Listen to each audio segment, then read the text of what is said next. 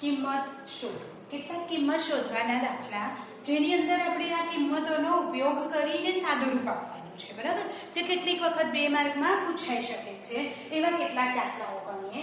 તો અહીંયા sin inverse √3/2 ચલો, જે મૂલ્ય મેં તમને લખાવ્યા છે એ મૂલ્ય તમારે અહીંયા લખવાના છે. તો sin ઇન્વર્સ √3/2 એની કિંમત કેટલી આવવાની? π/3. હવે આ પહેલા તો માઈનસ છે, એ માઈનસ ને તમારે બહાર કાઢવો પડે. તો cos ઇન્વર્સ માં જ્યારે માઈનસ આવે તો આપણે શું લખીએ છીએ? પાઈ માઈનસ. એટલે હું આની અંદર પાઈ માઈનસ cos ઇન્વર્સ √3/2 લખું પ્લસ 2 tan ઇન્વર્સ 1 કેટલું થઈ જાય?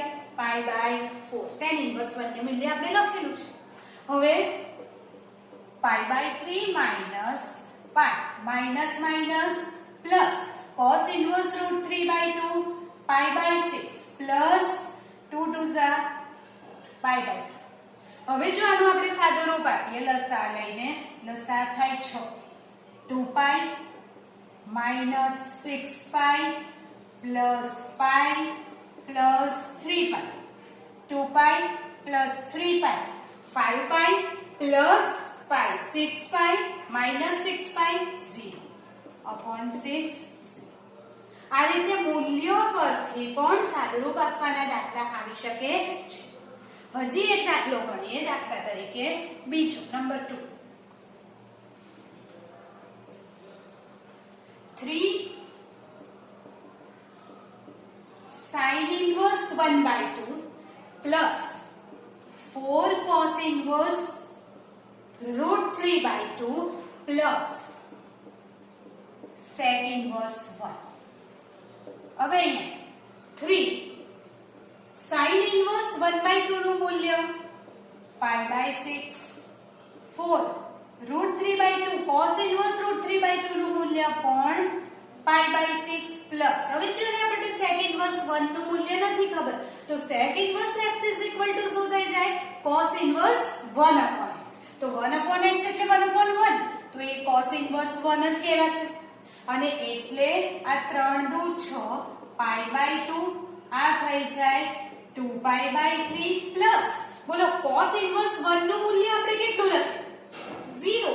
યસ, cos 0 1 એટલે cos ઇન્વર્સ 1 0. હવે આનું આપણે સાદુરૂપ આપીએ લસા 6 3π પ્લસ 4π. આપણો જવાબ આવી જશે 7π/6. બોલો આ રીતે સાદુરૂપ આપવાના દાખલા આવડે. હજુ એક ગણીએ ત્રીજો. tan inverse 1 plus 3 sin inverse 1/2 minus cosec inverse -2 minus 3 tan inverse 1/√3. ચાલો મૂલ્ય મૂકીએ. tan ઇન્વર્સ 1 કેટલું થઈ જાય? π/4 પ્લસ 3 ટાઈમ્સ sin ઇન્વર્સ 1/2 એનું મૂલ્ય કેટલું?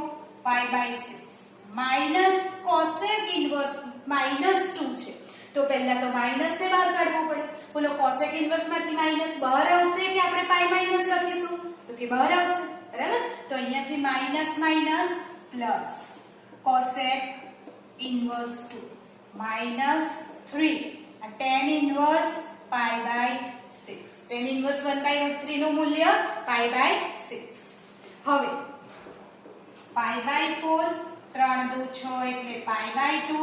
cosec ઇન્વર્સ નું મૂલ્ય નથી ખબર તો cosec inverse x sin inverse 1/x લખાય. અને એટલે પ્લસ sin ઇન્વર્સ 1/x એટલે 1/2 આ થઈ જાય π/2. π/2 minus π/2 cancel. π/4 plus sin inverse 1/2 π/6. લસા લઈ સાદુરૂપ આપો 12. 3π plus 2π જવાબ આવી જાય 5π/12. બરાબર? બોલો આ રીતે કિંમત મૂકીને સાદુરૂપ આપતા દરેક જણને આવડે. બરાબર? નોટ ડાઉન કરો. થોડા આગળ વધીએ. પ્રતિવિધેયના આંતર સંબંધ. પ્રતિવિધેયના આંતર સંબંધ વિશે જાણતા પહેલા કહી દઉં તમને કે એક પ્રતિવિધેયમાંથી બીજા પ્રતિવિધેયમાં આપણે ફેરવવું હોય, જેમ કે સાઇનમાંથી કોસમાં અથવા સાઇનમાંથી ટેનમાં કે કોસ ઇન્વર્સમાંથી ટેન ઇન્વર્સમાં જ્યારે જવું હોય ત્યારે આંતર સંબંધ કામ લાગે છે. એક વિધેયમાંથી બીજા વિધેયમાં ફેરવવા માટે, જેમ કે જ્યારે આપણે ત્રિકોણમિતિ શીખતા હતા, ત્રિકોણમિતિય વિધેયો લેતા હતા 11મા ધોરણમાં, તો સાઇન સ્ક્વેર હોય તો આપણે 1 - cos સ્ક્વેર લખતા હતા, એટલે કે સાઇનમાંથી કોસમાં ફેરવી શકાય છે. એવી રીતે કોસનું ટેનના સ્વરૂપમાં સૂત્ર, ટેનનું સાઇનના સ્વરૂપમાં આપણે સૂત્ર જોતા હતા અને એક વિધેયમાંથી બીજા વિધેયમાં ફરાવતા હતા. હવે સાઇન ઇન્વર્સમાંથી કોસ ઇન્વર્સમાં અને કોસ ઇન્વર્સમાંથી ટેન ઇન્વર્સમાં જ્યારે ફેરવવું હોય ત્યારે શું કરવાનું, એના માટે આંતર સંબંધનો ઉપયોગ કરીએ છીએ. તો સાઇન ઇન્વર્સ x હોય એના બરાબર જો તમારે એને કોસ ઇન્વર્સમાં ફેરવવું હોય તો કોસ ઇન્વર્સ 1 - x² √1 - x² વર્ગમૂળમાં 1 - x² થાય. દાખલા તરીકે સાઇન ઇન્વર્સ 3/5 છે. હવે મારે આને કોસ ઇન્વર્સમાં ફેરવવું છે તો કોસ ઇન્વર્સ વર્ગમૂળમાં 1 - x નો વર્ગ 9/25. આનો વર્ગ 9/25 તો શું થઈ જશે? cos ઇન્વર્સ 25 - 9 એટલે 16/25 તો cos ઇન્વર્સ 4/5. શરત છે x greater than 0 એટલે આપણે અહીંયા પ્લસ ઓર માઈનસ લેતા નથી. ધન કિંમત માટે જ આંતર સંબંધનો ઉપયોગ થાય છે. તો એટલે કે cos ઇન્વર્સ ઓફ 16/25 એટલે 4/5 થઈ છે. જો તમારે એને tan ઇન્વર્સમાં કન્વર્ટ કરવું છે, ફેરવવું છે, તો tan inverse x upon √1 - x². તો શું થશે? tan ઇન્વર્સ x એટલે કેટલા છે? 3/5 છેદમાં વર્ગમૂળમાં 1 - 9/25. tan inverse 3/5. આ આપણે શું કિંમત શોધી, કેટલું આવ્યું? 4/5. 5 કટ તો tan ઇન્વર્સ કેટલો આવવાનો? 3/4. આ પ્રમાણે આંતર સંબંધ એક વિધેયમાંથી બીજા પ્રતિવિધેયમાં ફેરવવા માટે ઉપયોગમાં આવે છે. sin ઇન્વર્સ x બરાબર cos ઇન્વર્સ √1 - x² અને tan ઇન્વર્સ x upon વર્ગમૂળમાં 1 - x².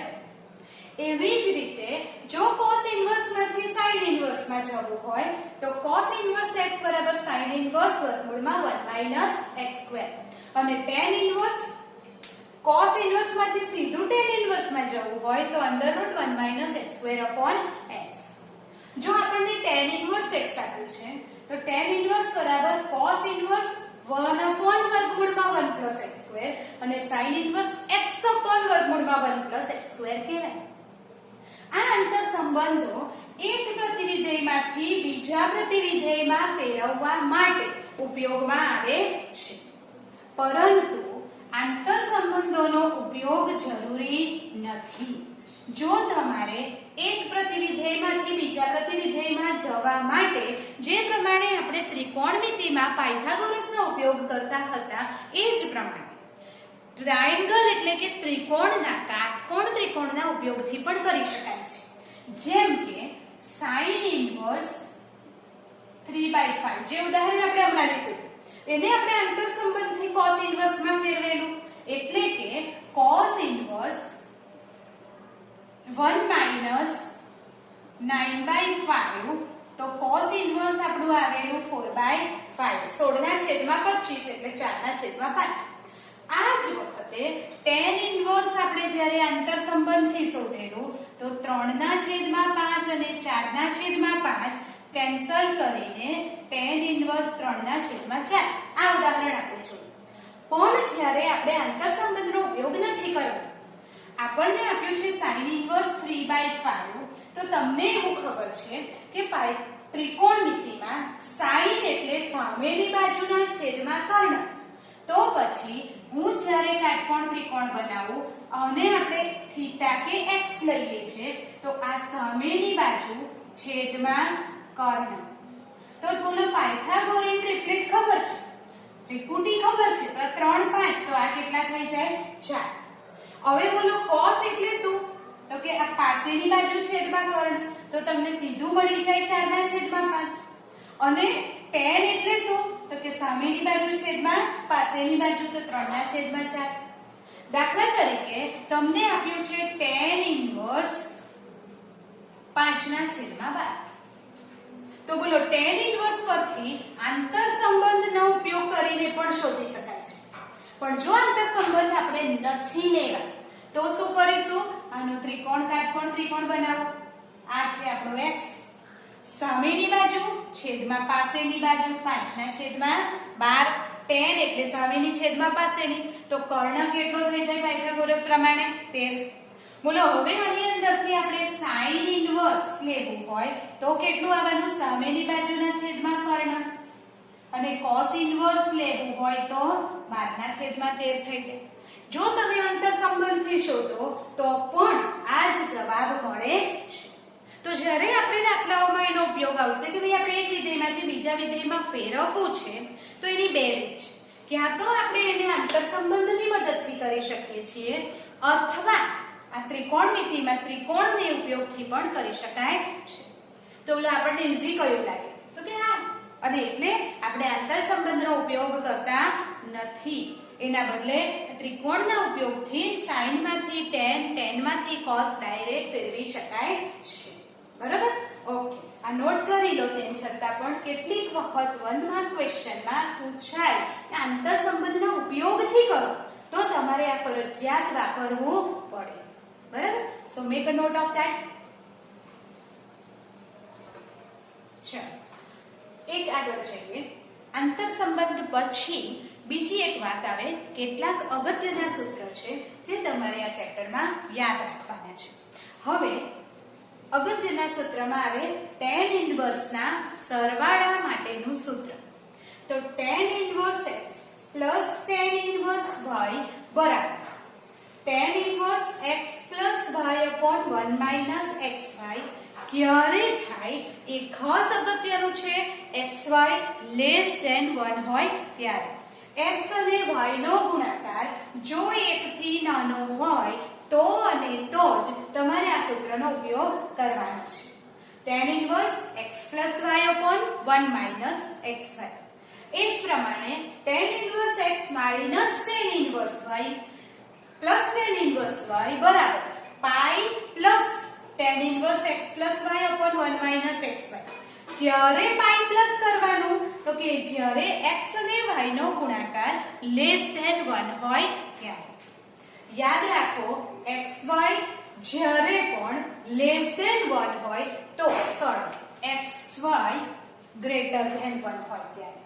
જ્યારે પણ બેનો ગુણાકાર 1 થી નાનો હોય તો આ સૂત્ર વપરાય.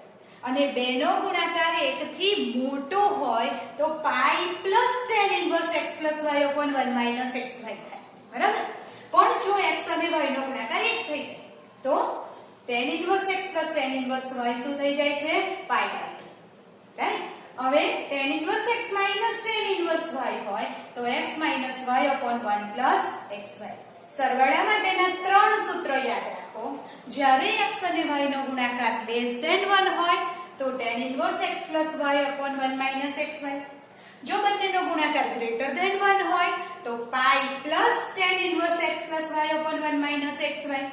અને જો બંનેનો ગુણાકાર 1 હોય તો tan inverse x plus tan inverse y pi by 2 થઈ જાય છે. પણ જો બાદબાકી માટેનું એક અને માત્ર એક સૂત્ર x minus y upon 1 plus xy થાય છે. આ 4 સૂત્ર પર આધારિત દાખલાઓ આપણે હવે ગણવાના છે. tan ઇન્વર્સ અને સરવાળા થાય. જો તમને sin ઇન્વર્સ અને cos ઇન્વર્સ માટે સરવાળાનું કોઈ સૂત્ર નથી, પણ જો sin ઇન્વર્સ અને cos ઇન્વર્સ આપેલું હોય તો તમારે એને ત્રિકોણની મદદથી અથવા આંતર સૂત્રની મદદથી શું કરી દેવાનું? tan ઇન્વર્સમાં ફેરવી દેવાનું. અને પછી એના સરવાળાનું સૂત્ર તમે વાપરી શકો છો. બોલો સમજી ગયા? તો tan inverse x plus tan inverse y ના સરવાળાના સૂત્ર પર આધારિત દાખલા ગણીએ તે પહેલા તમે આ સૂત્ર એકવાર લખી લો નોટબુકમાં. આના ઉપયોગથી હવે આપણે દાખલા ગણવાના છે.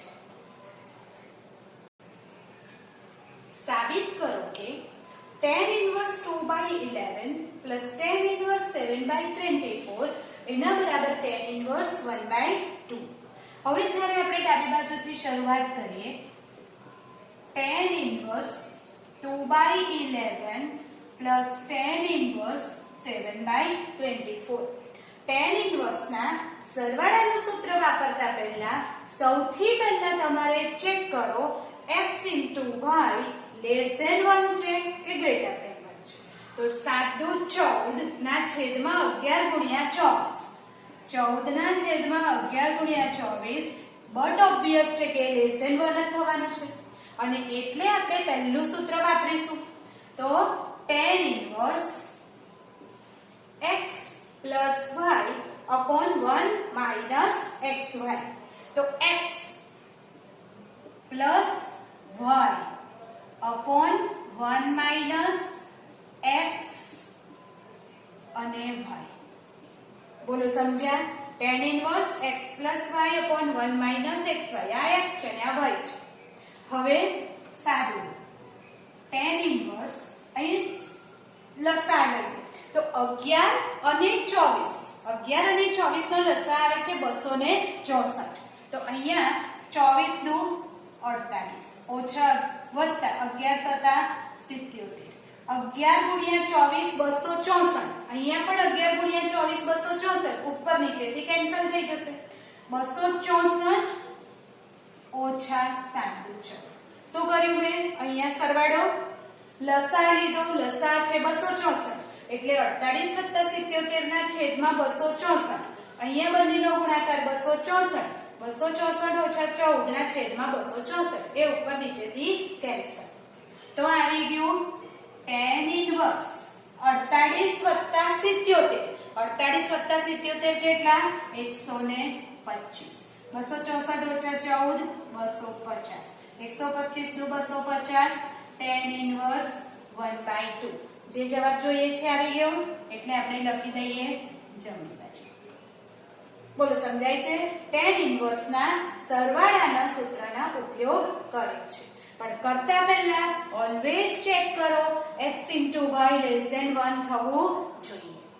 હવે સાબિત કરો કે cot inverse 1/2 plus cot inverse 1/3 છે. તો cot inverse નું તો કોઈ સૂત્ર નથી, એને આપણે સામા ફેરવવું પડે tan inverse માં. હવે જો આને tan inverse માં આપણે ફેરવીએ છે તો cot inverse 1/2 cot inverse 1/3. પણ cot inverse x is equal to tan inverse 1 upon x. બરાબર? તો એટલે અંદર હું શું લખીશ? tan inverse 1 upon x એટલે 2 tan inverse 3. હવે ચેક કરીએ, આ છે x, આ છે y. બોલો x into y એટલે 3 ગુણ્યા 2 6 greater than 1 થવાનું. એટલે કે x into y greater than 1 થાય છે તો બીજું સૂત્ર એટલે pi plus tan inverse x plus y upon 1 minus xy. x plus y upon 1 minus xy. pi plus tan inverse 3 ને 2 5 ઓછા 6 ઓછા 5. તો 5 5 cancel. pi plus tan inverse minus 1. તમે આ માઈનસ ને બહાર કાઢો. pi minus tan inverse 1. tan inverse 1 ની કિંમત pi/4. pi minus pi/4 3pi/4. તો બોલો જમણી બાજુ છે આવી છે. શું કર્યું આપણે? cot inverse માંથી tan inverse માં, અને tan inverse માં ફેરવ્યા પછી ચેક કરો x into y greater than 1 બીજું સૂત્ર, x into y less than 1 પહેલું સૂત્ર. બોલો યાદ રહ્યું? લખી નાખો, પછી થોડા બીજા સમ્સ કરીએ. ત્રીજું, સાબિત કરો કે tan inverse 1/7 plus tan inverse 4/7 plus tan inverse 9/7 બરાબર pi/2. ડાબી બાજુથી શરૂ કરીએ. tan inverse 1/7 tan inverse 4/7 tan inverse 9/7. હવે 3 નો સરવાળા માટે કોઈ સીધું સૂત્ર તો છે નહીં, એટલે આપણે શું કરીશું? પહેલા 2 નો સરવાળો કરી જે જવાબ આવે એમાં ત્રીજું ઉમેરવાનું. તો પહેલા 2 નો સરવાળો કરવા પહેલા 1/7 into 4/7 ગુણાકાર કેવો આવે છે? બોલો 4/49 less than 1 1 કરતા નાનો, એટલે પહેલું સૂત્ર વાપરીશું. તો બરાબર tan inverse x એટલે 1/7 plus y 4/7 1 minus x અને 1 4/7 tan inverse 1/7 plus 4/7 કરીએ તો કેટલા થઈ જાય? 5/7 અપો 7 49 ઓછા 4 45 ના છેદમાં 49 વત્તા tan inverse 9/7 ચલો બરાબર tan inverse અહીં શું થશે? 5/7 ગુણ્યા આને આપણે વ્યસ્ત લઈને ઉપર લઈએ ગુણાકાર તો કેટલા થઈ જાય? 49 ના છેદમાં 45 વત્તા tan inverse 9/7 tan inverse 5 9 45 7 49 કેટલા આવવાના? 7/9 પ્લસ tan inverse 9/7. હવે આ બંનેનો ફરીથી સરવાળાનું સૂત્ર વાપરીશું. ફરીથી સરવાળાનું સૂત્ર વાપરતા પહેલા ગુણાકાર ચેક કરો. x into y તો બોલો 9/7 ગુણ્યા 7/9 x into y કેટલા થઈ જવાના? કેન્સલ થઈને 1. અને જ્યારે x into y બરાબર 1 હોય ત્યારે tan inverse x plus tan inverse y કેટલું થઈ જાય? pi/2. તો પછી આનો ગુણાકાર 1 થઈ ગયો, x into y 1 થઈ ગયો, એટલે આનો જવાબ સીધો તમે કેટલો લખી શકો છો? pi/2. કેમ? tan inverse x plus tan inverse y is equal to 1 જ્યારે x into y 1 થાય ત્યારે એનો સરવાળો pi/2 થાય છે. તો therefore આપણો જવાબ આવી ગયો જમણી બાજુ. બરાબર? બોલો સમજાય છે? આ રીતે સરવાળાના સૂત્રનો ઉપયોગ કરી શકાય છે. આ લખી લો, ત્યાર પછી થોડા બીજા દાખલા ગણીશું.